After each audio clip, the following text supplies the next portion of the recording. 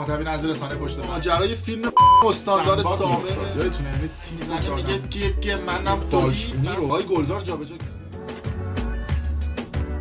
مخاطبین از رسانه پشت پرده سلام، بنده امین فردین خوشحالم که به همراه تیمم بار دیگه با یک برنامه پشت پرده دیگه با شما هستیم. امروز در این مستند ما یک حرکت پاپاراتزی گونه انجام دادیم و قراره که شوهر یکی از این سلبریتی ها، یا بهتر بگم دوست پسر یکی از این سلبریتی ها، یعنی خانم ساره بیات رو برای شما افشا بکنیم. حالا یه عده ممکنه بپرسن خب چرا میگی شوهر، چرا نمیگی دوست پسر، یا چرا میگی دوست پسر شوهر نمیگی؟ چرا که هنوز این قضیه رو به صورت رسمی اعلام نکردن و چون به صورت رسمی اعلام نکردن احتمالاً حالا این آقایی که من معرفی میکنم دوست پسرشون باشن که یک شخص خیلی معروفی هستن، حالا شاید هم نامزد باشن، نمیدونیم، ولی یه حرکت پاپاراتزی گونه انجام دادیم.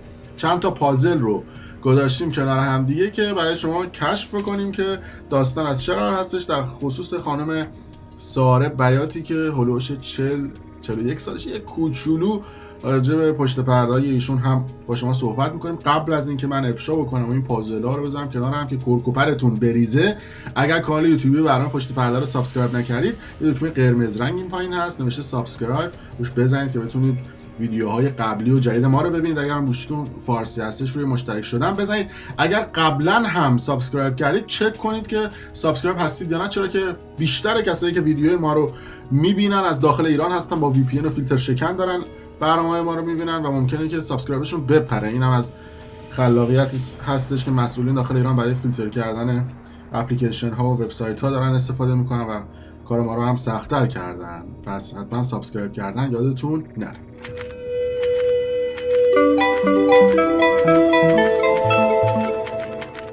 اما میخوایم برای شما کشف بکنیم که دوست پسر یا اصطلاحاً همسر خانم ساره بیات کی هستش. خانم ساره بیاتی که خواهرش با آقای قوچان نژاد ازدواج کرد، یکی از بازیکن‌های معروف تیم ملی فوتبال ایران و مهاجمای تیم فوتبال ایران.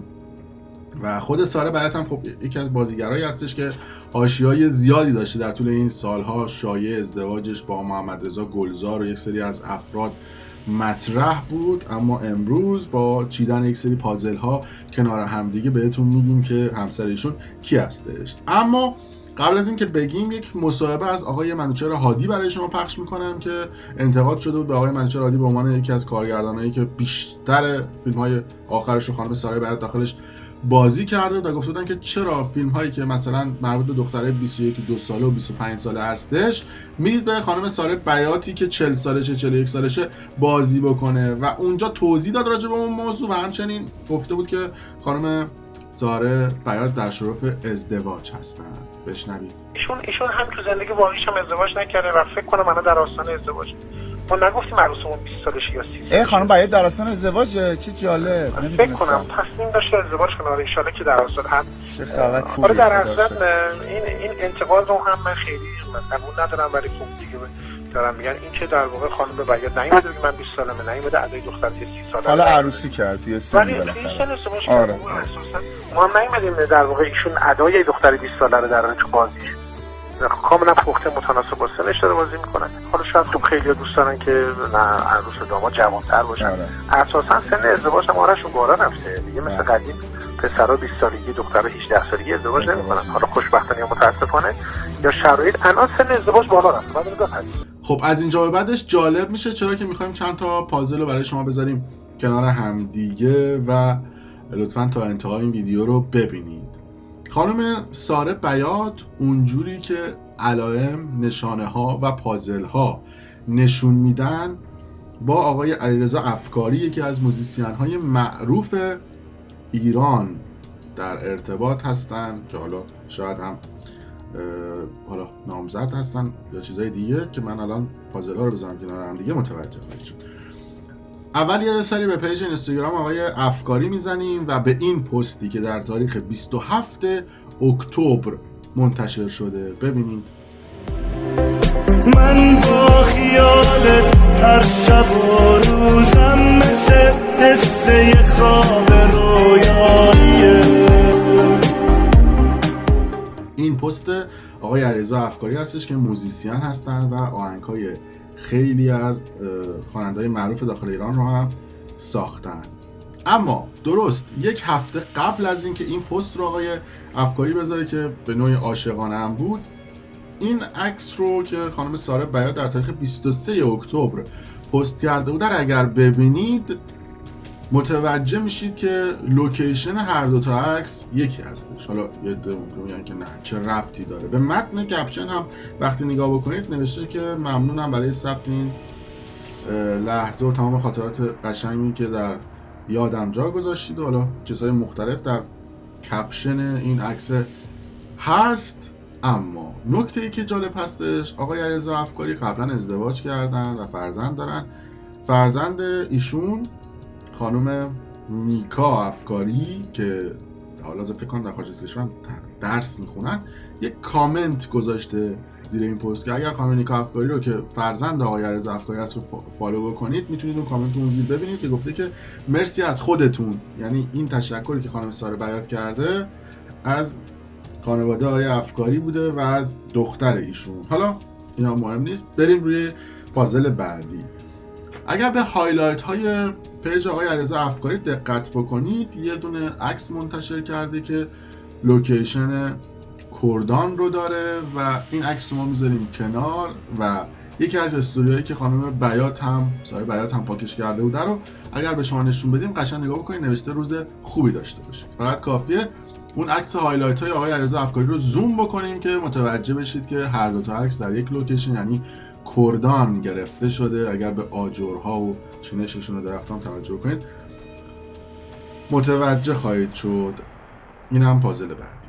اما در پست دیگه ای که یکی از مجلات اومده بود عکس آقای علیرضا افکاری رو گذاشته بود روی مجلش که آقای پیام ایرایی اگر اشتباه نکنم این عکس رو گرفته بود و اینجا اگر به دست آقای علیرضا افکاری و به ساعتش دقت بکنید و مارک ساعتش یه نکته جالب داره. خب این ساعت و دست رو میذاریم کنار. یک پست خانم ساره بیات چند وقت پیش منتشر کرده و تولد خواهر خودش رو که تو هلند هست رو تبریک گفته. اربینی تولدت مبارک زندگی. پستی که یه شخصی در حال پیانو زدنه. اگر به دست و ساعت نگاه بکنید و دقت کنید دقیقاً همون ساعت و دست و پیانویی هستش که تبریک گفته. خب این پازل رو هم میذاریم کنار. در یک استوری دیگه‌ای خانم ساره بیات یه عکس منتشر کرده، یک چای رو روی یک پیانو گذاشته کنار یک پنجره، قلبم گذاشته. حالا چرا میگید پیانو؟ به این عکس آقای احسان خواجه امیری که از خواننده‌های معروف داخل ایران و آقای علیرضا افکاری دقت بکنید که دقیقاً در همون لوکیشن هستش با زاویه دیگه که خانم ساره بیات هم اونجا عکس گرفته بود از یک زاویه دیگه. این دو تا عکس رو کنار هم دیگه بزنید فکر کنم پازل تکمیل‌تر خواهد شد. و آخرین پازلی که تا این لحظه حالا ما پیدا کردیم رو به شما نشون بدیم یکی از سمینارهایی هستش که خواهر خانم ساره بیات برگزار کرده. فکر کنم سمینار طراحی داخلی ساختمان بوده که در یکی از این پست‌ها عکس هفتم عکس آقای علیرضا افکاری رو می‌بینیم در کنار خواهر خانم ساره بیات که در جای مختلف هستن که حالا این همه پازل کنار هم دیگه در لوکیشن های مختلف و جای مختلف حالا نشون میده که خانم ساره بیات هم احتمالاً مزدوج شدن یا با این شخص هستش، چیزی که ما در این لحظه به دست آوردیم. اما برسیم به پشت پرده های خانم ساره بیات که من یک مستند چند وقت پیش ساخته بودم راجع به خانم ساره بیات. کلاً یه مرور کردیم زندگی خانم ساره بیات رو توی اون مستندی که چند وقت پیش منتشر کردم. بعدم نمی اومد که این مستندی هم که به خانم ساره بیات ربط داره این مستند هم آخرش بذاریم. این مستند رو هم ببینید بیاید، جالب هستش. اسم مامانیه؟ این اسم مامانم رو گذاشته. فامیلیت یادم را؟ مشرقی. نازگل مشرقی. بشین. با یه شب زندگی زیر روشه؟ بخوام بابتش باید چیکار کنم؟ یه مسافرت 2 نفره. کشورش هم خودت انتخاب کن.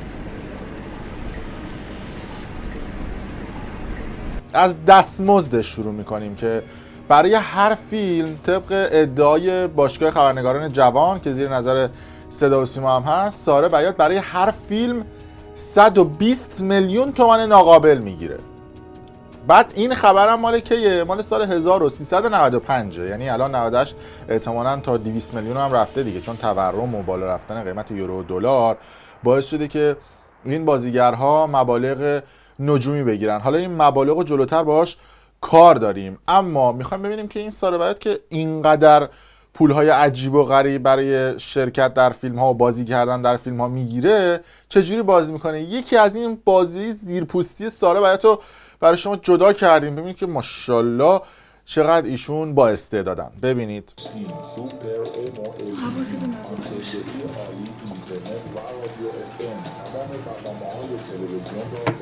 توجه کردید تو این فیلم چه جوری بازی میکرد؟ شاید یه عده نیافتاد داستان براشون. یه جوری تایپ میکرد انگار مثلا 40-50 سال تایپیست بوده. اینجوری از من یکم برو این تایپیستا رو نزدیک ببین چه جوری تایپ میکنن، نه اینکه اینجوری بکنیم بعد ناخونت هم اینجوری بکنی، یعنی انگار مثلا خیلی تایپ کردی از اینها. بگذریم. اما به خاطر همچین بازی هایی این ساره بیات 120 میلیون تومان، البته سال 95 قیمتش بود، الان گفتم دیگه تا 200 میلیون تومان هم هزینه‌شه. حالا اینا کاری نداریم، به هر حال کارگردانا اینا بستگی به توانایی اینا داره که بخوام پول پرداخت بکنن. اما جالبه که همین سلبریتی ها و بازیگرا که بعضی وقتا میان پستای حمایتی از مردم میذارن و میان میگن که آره دولت داره حق مردم رو میخوره و اینها دارن به مردم خیانت میکنن و مردم تو فقر و بدبختی هن، خودشون معاف از مالیاتن، یعنی مالیات پرداخت نمیکنن. طبق قانونی که رفتن تصویب کردن هنرمندها مالیات پرداخت نمیکنن، در صورتی که هیچ کجای دنیا ما اینو نمیبینیم. همه جای دنیا مالیات پرداخت میکنن، به نسبت مالیات هم امکانات در اختیارشون میذارن. البته چون تو ایران هیچکی مالیات پرداخت نمیکنه امکاناتی هم در اختیارشون نمیگیره، هرچند اگه مالیات هم پرداخت میکردن بازم امکانات نمیدادن بهشون. یعنی خیالتون راحت ها، یعنی ناراحت میشن شما فکر کنید که مسئولین اون مالیاتی که از مردم میگیرن و خرج مردم بکنن. شما کافی یه سر به استان خوزستان بزنید، این همه نفت داره، بعد هیچی که بهشون نمیدن، تازه کلی هم از خدمات محرومشون میکنن. یعنی آبادان و خرمشهر و بندر امام و جای مختلف، به قول دوستای قدیمی ما سربندر، یا جای مختلف شهر مختلف، امیدیه، تازه من دارم خوزستان مثال میزنم، استانهای دیگر مثال نمیزنم براتون. برید نگاه بکنید پول نفت رو در میارن و استخراج نفت انجام میدن، بعد مردمش توی چه وضعیتی هستن. اما از بحث خارج نشیم، الان داستان سلبریتی هاست و موضوع هم خانم ساره بیات هستش که اینها معاف از مالیاتن. یه دونه گزارش در حد 1 دقیقه تهیه کردم راجع به این داستان معافیت‌های مالیاتی این بازیگران رو ببینیم. معافیت مالیاتی هر چقدر برای مردم غریب و ناشناخته باشه، برای هنرمندان با دستمزدهای نجومی به شدت آشناست. هنرمندان ما بدون هیچ دلیلی از پرداخت مالیات معافند، در حالی که در تمام دنیا این معافیت‌ها محدود و هدفمنده. مثلا در بریتانیا معافیت کلی وجود نداره و تنها برخی فیلم‌های ملی و ارزشی از معافیت مالیاتی محدود بهره مند میشن. چرا در ایران از ابزار مالیات برای جهت‌دهی به تولیدات رسانه‌ای استفاده نمیشه؟ و سوال مهمتر این که چرا بازیگران و کارگردانان حتی با حقوق‌های نجومی از پرداخت مالیات معافن و اما یک کارگر باید مالیات پرداخت بکنه؟ بله دیگه، دیدید اینم وضعیت سیستم مالیاتی و جالبه که سلبریتی‌ها سکوت کردن، اصلا میگه کی کجا چی، اصلا عمرن بخوان راجع به این موضوعات صحبت بکنن. از اون طرف این انگلیسی صحبت کردن خانم ساره بیات هم تو حلقم، یعنی کلا از عرض و طول جفت‌بار رفتن توی زبان و ادبیات انگلیسی یه پیام خیلی مهمی رو از دید خودشون می‌خواستن به طرفدارانشون بدن. کلا 3-4 خط هم بیشتر نبود. اولا که از رو متن غلط غلوط میخوند، بعد چه اصراری شما حتما به انگلیسی صحبت بکنی، خب به زبان فارسی بگو، بعد زیرش زیرنویس انگلیسی بگو. باور کن چیزی از ارزشات کم نمیشه. حالا بریم این کلیپو ببینیم. من نکته جالب‌تر این هستش که توی هلند ضبطش کرده، تو آمستردام. خیلی هم مثلا اصرار داشت که بگه در هلند هستش. اصلا ناراحت هم میشم شما فکر کنید برای چوس کلاس چیزای دیگه بوده. نه، اینا همش به خاطر این بوده که بخواد برای مردم شفاف سازی بکنه. بعد 200 تا هم کات میخوره، یعنی 2 کلمه میگه کات میزنه میره یه جا دیگه، میخواد لوکیشن ها رو هم عوض بکنه. ببینید این کلیپو. Hi. I lost the chance of being with you because of my trip to Netherlands. Let's celebrate technology by doing Skype and use this opportunity to say hello to the jury members and all festival staff. I know you had hard days from the beginning of the festival till now. I'm very proud to be selected by you. Wish to be there to see you and say thank you. I'm only here because of the talent and goodwill of so many people who are impossible to name. I believe we the nominates, we all did great work. I'm proud to be in your company. And last but not least, I want to یعنی این فیلمو که من میبینم یعنی فارسی نتوان صحبت کرد، یعنی آدم یاد این طنز آقای مهران غفوریان و این انگلیسی صحبت کردنش میفته وقتی این صحبت‌های خانم ساره براتو میشنوه. شماره رو گرفتیم. آره آقا گرفت. الو سلام. انگلیسیه؟ تو که نمیفهمی. بیا شما صحبت کن. نه شما صحبت کن. شما تو نه آقا نداری شما صحبت نکن دیگه. بابا من Hello. How are you? Fine, thanks. It is speak English. My name is Behruz. What? بونژور فرانسه میگه این. نه دیگه فرانسه میگه، نه اینکه زبان روز جهان فرانسه مثل یورو همه استفاده میکنه. انگلیسی صحبت میگه. هلو. Hi. Is in اون هتل؟ هتل چیه؟ هتل یعنی هتل دیگه. هتل خوب همینجا دونه هتل دیگه. بابا هتلای لبابو میگن هتل. چه میدونم. خب بگم. بله این خانم ساره بیاتی هم که خیلی اصرار داره انگلیسی صحبت بکنه و فکر میکنه که خیلی دانش انگلیسیش خوبه، یه بار رفته بود دبی برای یکی از این فیلماش، بعد تماشاگرها ازش انگلیسی سوال میپرسن، میگه ها، بعد مترجمه به فارسی ترجمه میکنه، بازم نمیفهمه که منظور سوال چی بوده. بعد از اون طرف یه هلو هم تو جمعیت میگه hello everybody اینا، بعد بقیه‌اش رو دوباره فارسی میگه. اینا هم ببینید مگه مجبور انگلیسی صحبت کنید.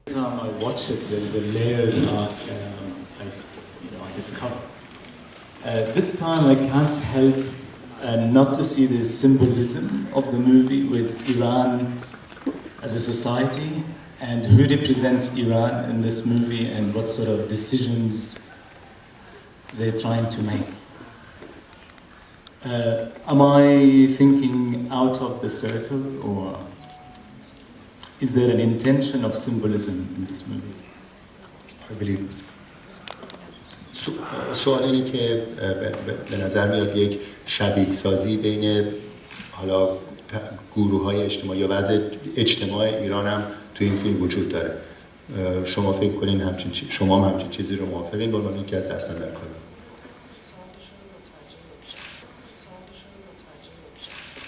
میگن به نظر میاد که یه شبیه سازی بین وضعیت اجتماعی و کاراکترهای فیلم وجود داره. خب نظر شما چی؟ من سلام میکنم. Hello everybody. خیلی خوش آمد. در مورد سوالشون قطعا که همچین چیزی که میگن وجود داشته دیگه. بعد بازم از رو نمیره، دوباره یه دونه دیگه پیام برای یکی از این فستیوالا میفرسته، بازم به زبان انگلیسی. از من پدیده زیرنویس برای اینجور موقع اختراع شده که شما به زبان مادریت صحبت بکنید، تازه خیر سرتون شما هم سلبریتین، بعد به زبان فارسی صحبت بکنید که همه دنیا با زبان فارسی آشنا بشن، بعد زیرنویس انگلیسی بکنی.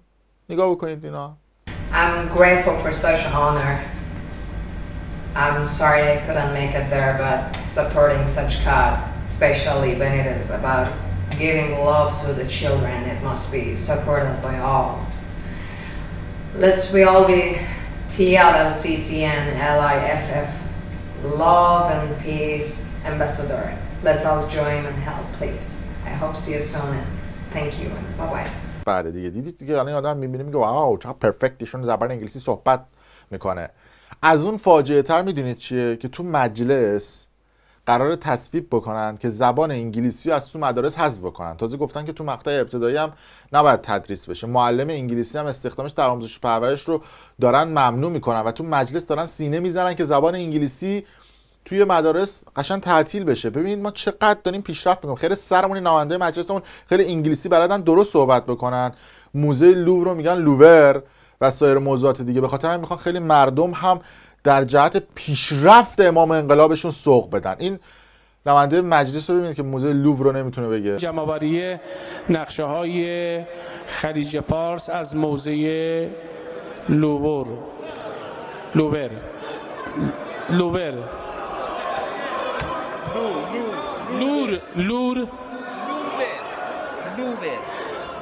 بله اجازه بفرمایید تکرار بکنم. علت لوبر بله ایشون اشتباه نوشتن، منم همون رو قرائت کردم. علت عدم پیگیری حذف رشته‌های در دانشگاه سوربن فرانسه و چیست و علت جمع‌آوری نقشه‌های خلیج فارس از موزه لوور.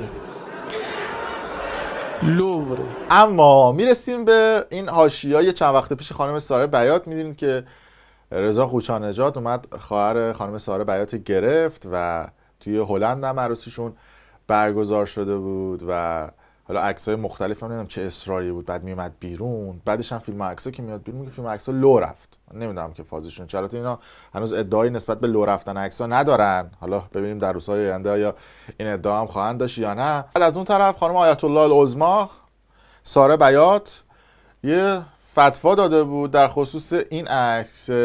رضا قوچان-نژاد رو اینجوری بغل کرد و عکس گرفته بود. البته میدونید که این چیز عادیه تو خارج از کشور، ولی خب تو ایران یه مقداری حالا اینا توی فضای دیگه به سر میبرن. امام انقلاب و اینا میگن آقا این کارو نباید بکنید، نمیدونم در شریعت و امام انقلاب حرام است. بعد آیت الله العظما ساره بیات فتوا صادر میکنه، میگه که ایشون مثل برادر من هستن و مشکلی نداره و اینا و توجیه میکنه در حد امام انقلابی خودشون.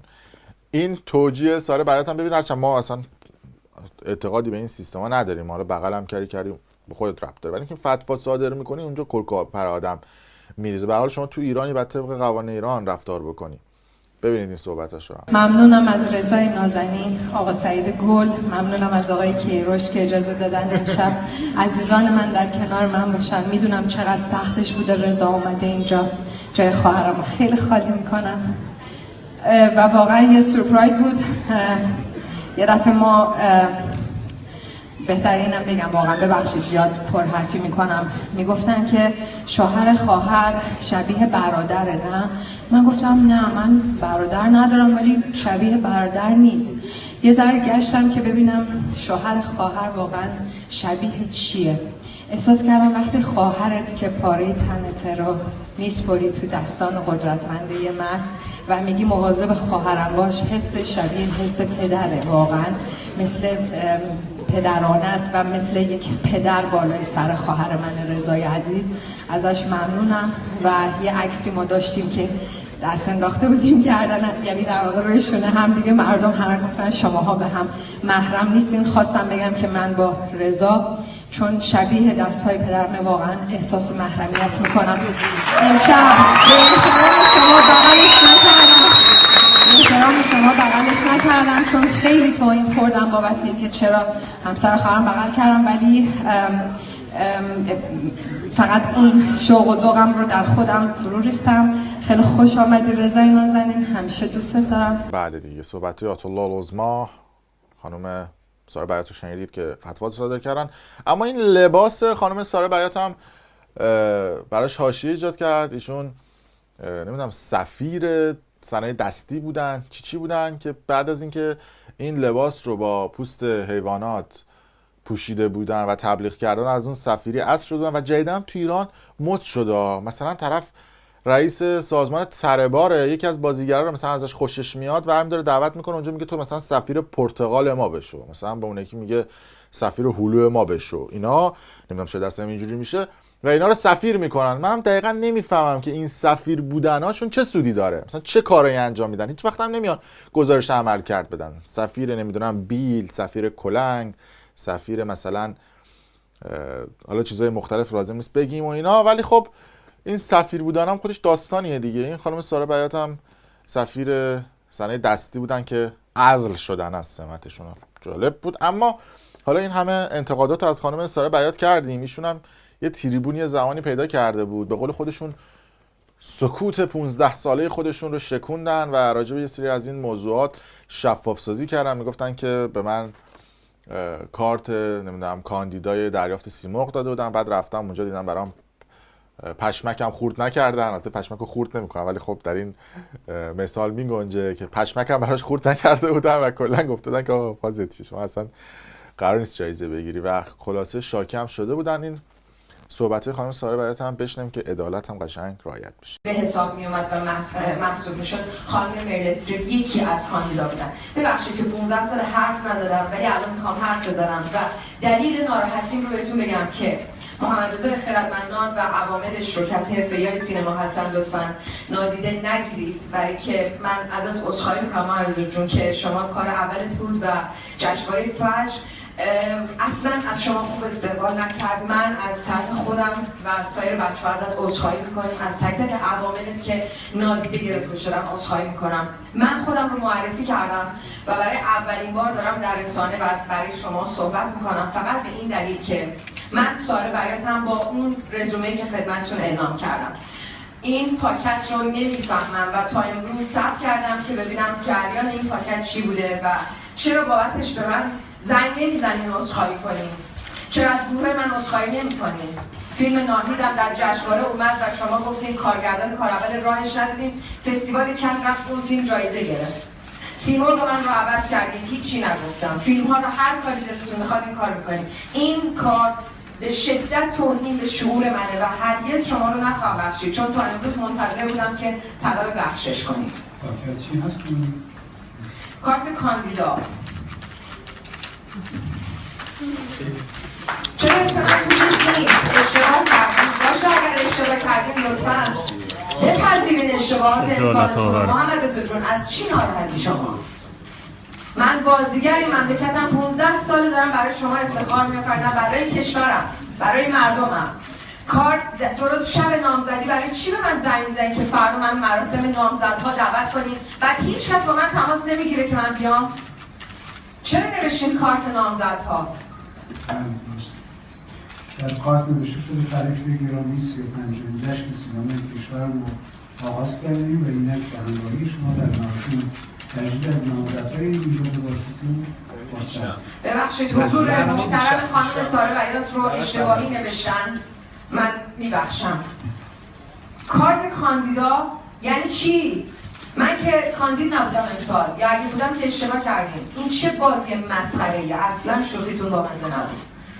متاسفم برای که این کار رو در واقع نادیده گرفتید و شخصیت من رو و برای اولین بار مجبور بودم که این سری حرفایی رو تا حالا نزدم بزنم. من رو ببخشید.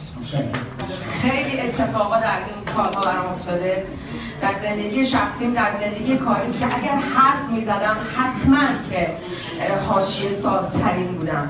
هیچ وقت جنجال نکردم، همیشه با احترام با همه برخورد کردم و توقع این بی احترامی ها رو و نادیده گرفته شدن این فیلم رو نداشتم با اینکه کارهای دیگه بود. ببخشید اگر من یه مقدار در حضور شما بعد از 15 سال حرفام زدم عذرخواهی میکنم. مرسی از شما.